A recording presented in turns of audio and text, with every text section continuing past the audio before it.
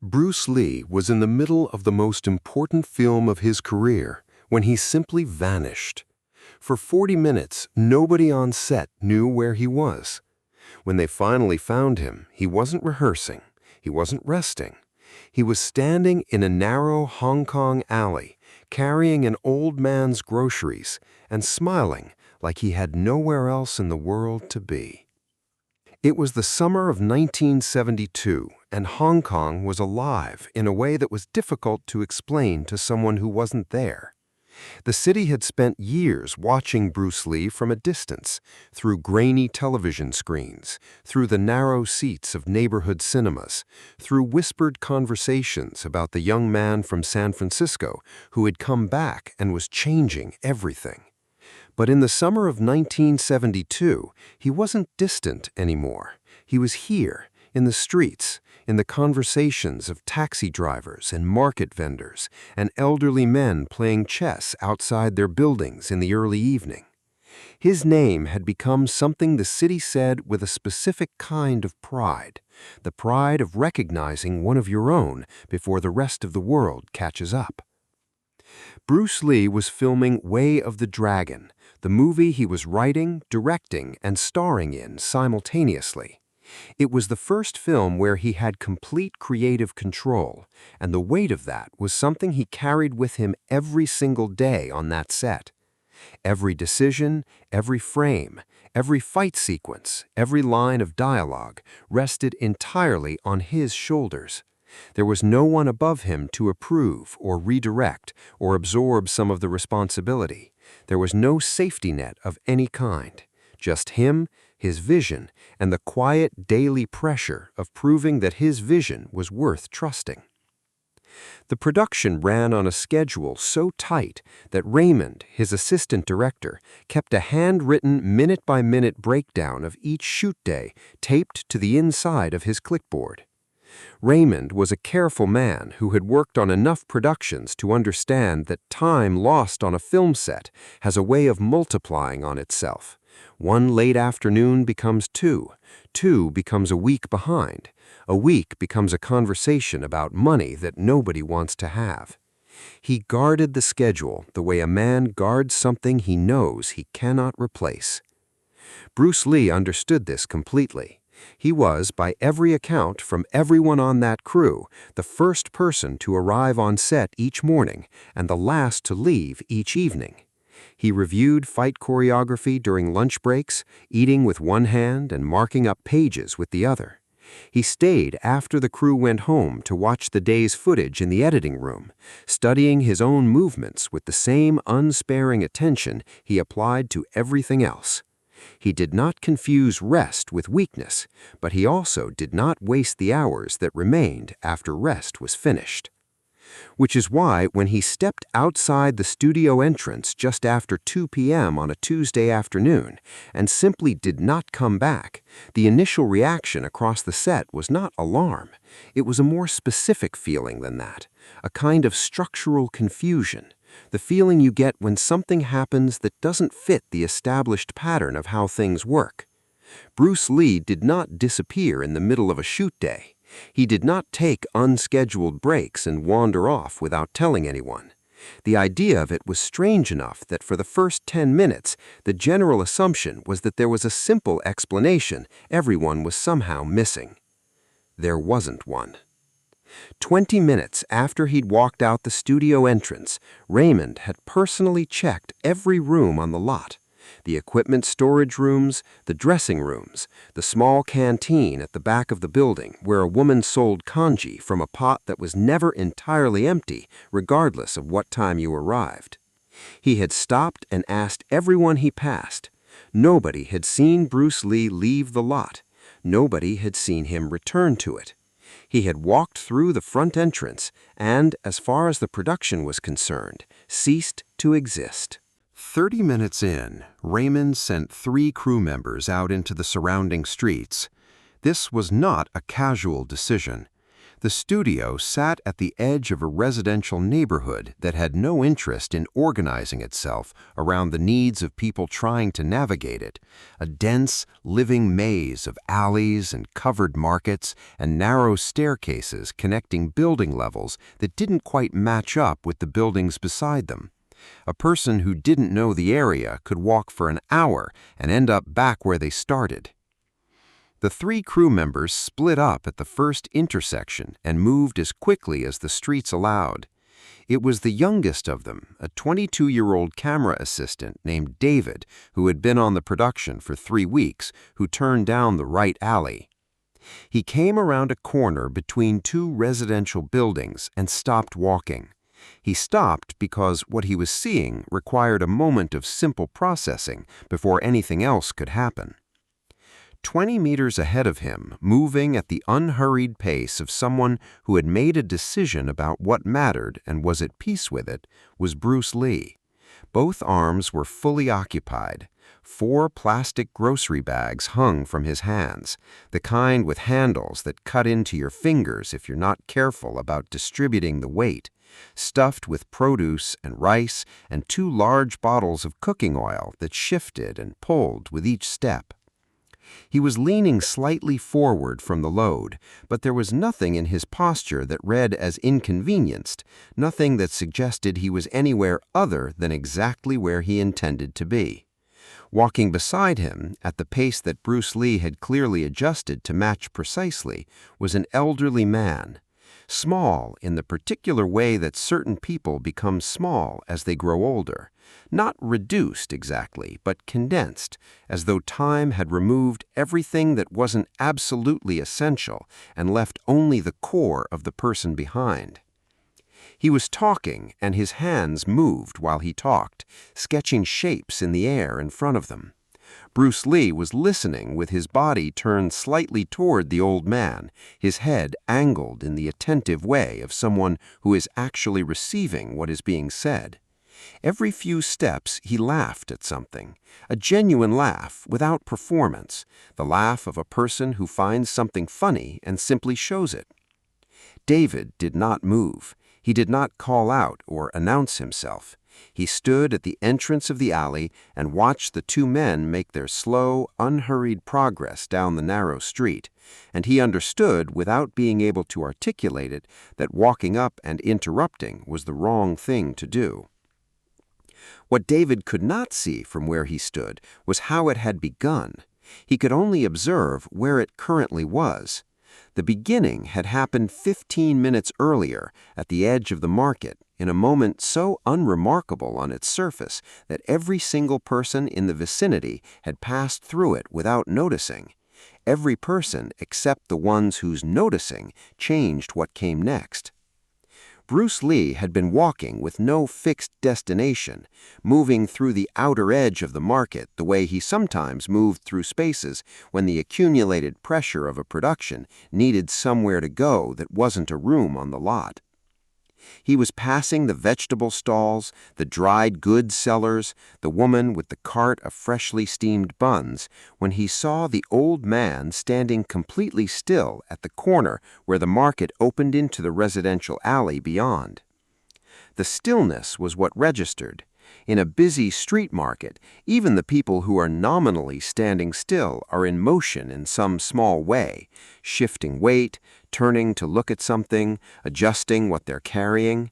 This man was doing none of those things.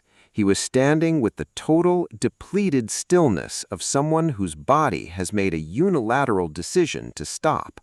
4 heavy bags arranged on the ground around his feet, both arms hanging straight down at his sides. His face carried the particular expression of a person conducting a private internal calculation, measuring what they have left in reserve against what the situation still requires, and arriving at an answer they are not satisfied with. The foot traffic moved around him without pause. A woman shepherding a young child through the crowd. 2 men in work clothes absorbed in a conversation, a delivery cyclist who adjusted his lines slightly without looking up. The old man at the corner was simply an obstacle that the world's automatic systems had already accounted for and routed around. Bruce Lee stopped walking. He stood for a moment, watching. Then he walked to where the old man was standing, reached down without asking, and picked up the 2 heaviest bags. He lifted them, felt the weight distribute across his hands, then picked up the remaining 2 as well. The old man looked up. He saw a young man holding all 4 of his bags, with an expression of complete calm. Not the expression of someone performing a charitable act for an audience, the expression of someone who had identified a straightforward, practical situation and addressed it in the most straightforward, practical way available. "Which way?" Bruce Lee asked in Cantonese. The old man looked at the young face in front of him. He was 74 years old. His vision had been softening at the edges for years. He had never in his life sat in a cinema. The young man holding his groceries was a young man holding his groceries. That was the full extent of what he needed to know. "Third building," he said, pointing into the alley. "4th floor. No lift." Bruce Lee looked at the building he was pointing toward. Then he looked back at the old man. "Then we'd better start walking," he said. What followed, the 25 minutes that Bruce Lee never mentioned in any interview, never referenced in any of his writings, never offered as an example of anything to anyone, was something that Mr. Chen, whose full name was Chen Wei-lin, retired school teacher, widower, grandfather of 1 granddaughter, would describe in careful and affectionate detail to every person willing to listen for the remaining 9 years of his life. They climbed at Mr. Chen's pace. On the first landing, Mr. Chen stopped and offered an apology. He said he knew he was slow. He said the young man had been kind enough already and didn't need to continue, that he could manage the rest on his own. Bruce Lee said there was no rush. On the second landing, catching his breath between sentences, Mr. Chen asked what the young man did for work.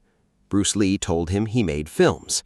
Mr. Chen received this information with a polite nod of someone who has no particular framework for it, and said that his granddaughter was very fond of films. Bruce Lee asked what kind she liked. Mr. Chen considered the question seriously and said she liked the ones with singing. Bruce Lee said those were good ones. Mr. Chen said yes, he believed they were. On the third landing, the difficulty became visible.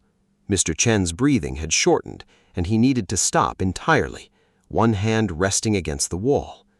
Bruce Lee set one of the bags down carefully on the step, kept the other 3, and stood beside the old man in the specific way of someone who is not waiting for something to be over, but is simply present in the moment that exists. He did not look at his watch. He did not glance back down the stairwell. He did not do any of the small things that communicate to another person that their pace is an inconvenience.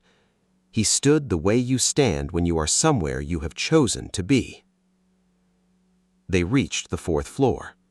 Mr. Chen worked his key into the lock with hands that shook slightly from the climb and turned to begin the thank you he had been composing in his head since the second landing. The words didn't come the way he had arranged them because at the bottom of the stairwell, looking up in total silence, were 3 young men whose expressions had nothing in them of business or errand. They were the expressions of witnesses. His granddaughter opened the door. She was 17. She had seen every film Bruce Lee had released in Hong Kong, some of them more than once in the same cinema on different afternoons. She had a photograph of him, cut from a magazine with a ruler held against the edge to keep the line straight, tucked into the frame of her bedroom mirror. It had been there 6 months, and she had never considered moving it. She opened the door and looked at the young man standing in the hallway outside her grandfather's apartment, holding 4 grocery bags, slightly out of breath from the stairs. The sound she made was not a word. 2 neighbors came to their doorways. Mr. Chen looked at his granddaughter's face, which had undergone a transformation he had no reference point for, and then looked back at the young man, and then back at his granddaughter. "Who were you?" he asked, very quietly. Bruce Lee set the bags down just inside the doorway with care, making sure nothing would tip. He straightened up and looked at the old man with the same unhurried expression he had worn since the corner of the market. "Just a neighbor," he said. Mr. Chen looked once more at his granddaughter. She had both hands pressed flat against her mouth. The tears were already moving down her face. She was shaking her head in the slow way of someone responding to something so precisely right that they have no other gesture available for it. The old man turned back. Something had changed in his face, not the flash of celebrity recognition, but something that moved more slowly and settled more deeply than that. The full understanding that the young man had been entirely accurate, that for 25 minutes in a narrow Hong Kong alley, climbing 4 flights with no lift, he had been exactly what he said, a neighbor. A person who saw someone struggling and treated helping as the obvious and natural response to that information. Mr. Chen sat down on the chair just inside his doorway, and he wept. Bruce Lee walked back through the studio entrance exactly 40 minutes after he had left it. Raymond was positioned near the door, clipboard held at his side, wearing the expression of a man who has decided which version of the conversation he is going to have. "We've lost 40 minutes, Raymond said. Bruce Lee looked at him. "We haven't lost anything," he said. He took his script from the table and walked back to his mark. The crew members at the bottom of the stairwell said nothing to Raymond. That evening, one of them told the story to a grip. The grip told a stuntman. The stuntman told a journalist who was in the middle of writing a profile of the production. The journalist listened, decided no one would believe it, and left it out. He was wrong about that. Mr. Chen told the story that night at his kitchen table to 3 neighbors gathered in his doorway, while his granddaughter made tea with hands that had not entirely stopped shaking. He told it the way he would tell it for the rest of his life, not as a story about a famous person, but as a story about a young man who looked at him at the edge of a market and decided he was worth stopping for. He didn't look at me like I was in his way. He looked at me like I was the only person on the street. His granddaughter left the room and came back with the photograph from her mirror. She placed it on the table without speaking. Mr. Chen looked at it for a long time. "He said he was just a neighbor," the old man said. He touched the photograph once, gently. He was right. That's exactly what he was. In the years that followed, members of that production were asked in interviews and in quieter conversations what Bruce Lee had been like when nothing was being filmed. Almost all of them mentioned that Tuesday, not because it was the most remarkable thing they'd witnessed, but because of the quality of attention it contained, the matched pace, the 4 flights without complaint, the standing still on a landing without any trace of impatience while an old man recovered his breath.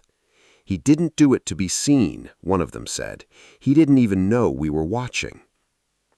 Bruce Lee left behind films still watched by people born decades after he made them, a philosophy of movement and presence that practitioners still study, notebooks dense with reflection on strength and discipline and what it means to become fully what you are capable of being. He never wrote about that Tuesday, never mentioned it in an interview, never used it as an example, never told the story himself, because for Bruce Lee, it was not a story, it was not a lesson or a demonstration, it was simply what you did when you noticed someone who needed help and had 2 free hands. It was just a Tuesday. Mr. Chen passed away in 1981. His granddaughter kept the photograph on her mirror for the rest of her life. She never moved it, not because of anything Bruce Lee had done on a screen, but because of what he had done in a narrow alley when nothing required it of him, when the schedule was running and the pressure was real, and every practical reason in the world suggested he keep walking. And he stopped anyway. Because he noticed, because to him, noticing was never something you chose to do when it was convenient, because real strength, the kind that has no need for a stage or an audience, has never been measured by what you are capable of doing to the world. It is measured by what you choose to do for the single person standing still at the corner while everyone else walks past. If this story moved you, share it with someone who needs to be reminded of that today. Subscribe for more stories about the man behind the legend, because Bruce Lee left behind more than films and philosophy. He left behind afternoons like this one.